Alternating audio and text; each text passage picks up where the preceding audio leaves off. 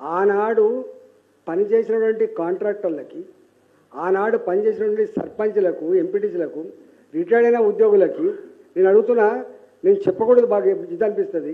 నేను మాజీ ఆర్థిక మంత్రిని కాబట్టి నాకు వచ్చి అడుగుతుంటారు, అన్న నాది 5 లక్షల రూపాయల బిల్లు ఉందన్న, జర ఇప్పిస్తావా అన్న, నాది రిటైర్డ్ అయిపోయినా, నాకు ఈ రిటైర్డ్ బెనిఫిట్స్ రావాలి, ఇప్పిస్తావా, నా బిడ్డ పెళ్లి చేయాలి, నేను అప్పు కట్టుకోవాలి అని చెప్పి అంటే ఎంత శాతం తీసుకుంటున్నా?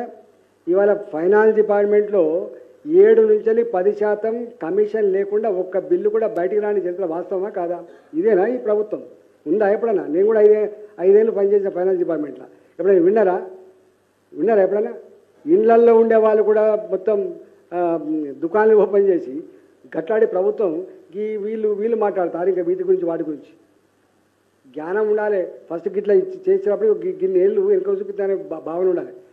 అంటే ద మోస్ట్ ఇన్ఎఫిషియంట్ గవర్నమెంట్, నేను 25 సంవత్సరాలున్న రాజకీయాల్లో, the most inefficient government, the most corrupt government, coordination లేని గవర్నమెంట్, సమన్వయం లేని గవర్నమెంట్, ఇక మళ్ళీ వత్తో రాదో దొరుకుతో అనే పద్ధతిలో దోచుకుంటున్న గవర్నమెంట్ ఏమైనా ఉందా అంటే ఈ గవర్నమెంట్ గుర్తుపెట్టుకో.